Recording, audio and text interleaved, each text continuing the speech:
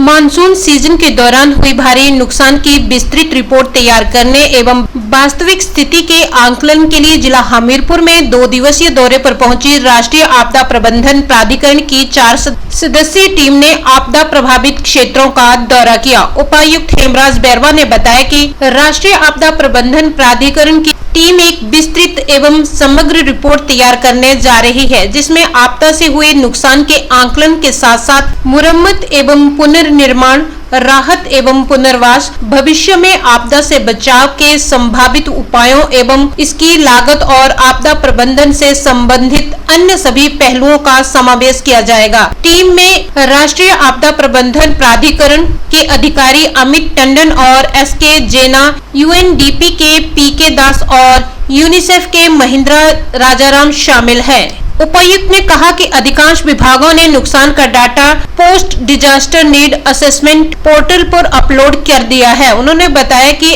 राष्ट्रीय आपदा प्रबंधन प्राधिकरण की टीम ने सुजानपुर में आपदा प्रभावित क्षेत्रों का दौरा करके वास्तविक स्थिति का जायजा लिया तथा प्रभावित लोगों से बातचीत की है। उपायुक्त हेमराज बैरवा ने बताया कि आपदा प्रभावित क्षेत्रों की ग्राउंड रिपोर्ट को चेक करने के लिए टीम ने ब्यौरा एकत्रित किया है और प्रभावित लोगों को राहत पहुंचाने के लिए काम किया जाएगा। उन्होंने बताया कि आपदा प्रभावित हुए जमीन, भवन व खेतों इत्यादि को पुनः कैसे स्थापित किया जाए, इसके लिए रिपोर्ट तैयार की जाएगी।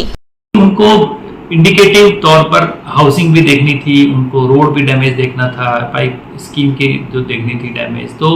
जो हमारे जिले में मैक्सिमम डैमेजेस इस तरीके के नोटिस हुए हैं वो सुजानपुर एरिया में और जो बम्स एंड टोनी देवी वाला एरिया है उस क्षेत्र में इस तरीके के नुकसान हमारे ज़्यादा हुए हैं। तो वहाँ पर हमने उसको टीम को ड्यूटी लगा के एरिया दिखाने का प्रयास किया कि उनको जो डैमेज है उसका आइडिया लग सके और अपना जो असेसमेंट है पोस्ट डिजास्टर उसकी एकदम हकीकत जो रिपोर्टिंग है उनके लिए वो सेंसिटाइज होकर आगे जो रिपोर्ट उन्होंने सौंपनी है वो तैयार कर हुई थी। इस संदर्भ में वही जो डिपार्टमेंट्स जितने भी थे उनके साथ एक इंटरेक्शन टीम का हुआ, जिसमें टीम के जो भी प्रश्न थे, जो उन्होंने डाटा फिल किया है, जो उनका एक असेसमेंट है, डिपार्टमेंट का असेसमेंट है अपना कि रिकंस्ट्रक्शन के लिए किस तरीके की अप्रोच की आवश्यकता है, कहीं मशीनरी लेने की आवश्यकता है, कहीं मैन पावर लेने की आवश्यकता होगी, कहीं पर जो भी रिकंस्ट्रक्ट एक्टिविटी होनी है तो जो एग्जिस्टिंग जो गवर्नमेंट ऑफ इंडिया की स्कीम या स्टेट गवर्नमेंट की स्कीम है उसके अंदर एडिशनल कंपोनेंट उसमें ऐड करने की आवश्यकता पड़ेगी। तो वो सारा एक इंटरेक्टिव सेशन टीम के साथ हुआ। तो ये सारी चीज़ें अपनी रिपोर्ट में टीम ने उसको लिखना है और हमें देना है भारत सरकार को, फिर उसको लेकर हम स्टेट उसमें प्लीड करेंगे और जो भी सपोर्ट, चाहे वो वर्ल्ड बैंक फंडेड प्रोजेक्ट हो, चाहे वो कोई भी एक्शनल एजेंसी द्वारा फंडेड प्रोजेक्ट हो या भारत सरकार का सपोर्ट हो या स्टेट गवर्नमेंट अपने स्तर पर कोई अगर स्कीम इसके लिए डेवलप करना चाहती है, उसमें ये जो रिपोर्ट है वो काफ़ी मददगार साबित होगी। जो टीम आई थी एनडीएमए की तरफ से, जो एक एक्सरसाइज चली हुई है post disaster need assessment analysis, उस एक्सरसाइज को फील्ड स्तर पर चेक करने के लिए कि हमारे जितनी भी एजेंसीज हैं उसने जो डाटा उसमें फिल किया है उसकी ग्राउंड रिपोर्ट कैसी है और किस तरीके से उनको रिकवरी एंड रिकंस्ट्रक्शन में हेल्प की जा सकती है। ये जो टीम की विजिट है ये एक अलग पर्सपेक्टिव वाली विजिट है, जिसके तहत इमीडिएट रिलीफ और रिस्टोरेशन का काम तो हो चुका है। अब हमारा काम है रिकवरी एंड रिकंस्ट्रक्शन का, ताकि हम प्री डिजास्टर लेवल तक वापस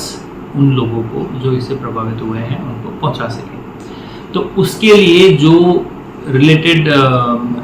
फील्ड हैं, चाहे इंडिविजुअल हाउसिंग का किसी का केस है या ऑफिशियल बिल्डिंग का कहीं पर कोई डैमेज है या पब्लिक इंफ्रास्ट्रक्चर, चाहे रोड, बिजली, पानी की पब्लिक इंफ्रास्ट्रक्चर की डैमेज है, तो उन सारी डैमेजेस को रिस्टोर करने में या उसको रिकंस्ट्रक्ट, टेक्निकल वर्ड जो यूज़ करते हैं, रिकवरी एंड रिकंस्ट्रक्ट करने में हमारे स्टेट की, हमारे अलग अलग विभागों की कैपेसिटी बिल्डिंग में क्या करना चाहिए,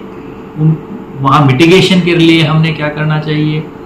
जो रिकंस्ट्रक्शन एक्टिविटी उसके लिए हमें कितने धन की और अतिरिक्त आवश्यकता होगी, वो सारी एक्सरसाइज इस टीम का बेसिक उद्देश्य था। और ये सारी एक्सरसाइज करके टीम के द्वारा एक रिपोर्ट हमारे ही डिजास्टर मैनेजमेंट एजेंसी जो स्टेट में है, डिजास्टर मैनेजमेंट अथॉरिटी, उनको सौंपी जाएगी। एंड उसके ऊपर फिर SDMA ने फर्दर डिसीजन लेना है कि आगे की जो भी कार्रवाई है वो किस तरीके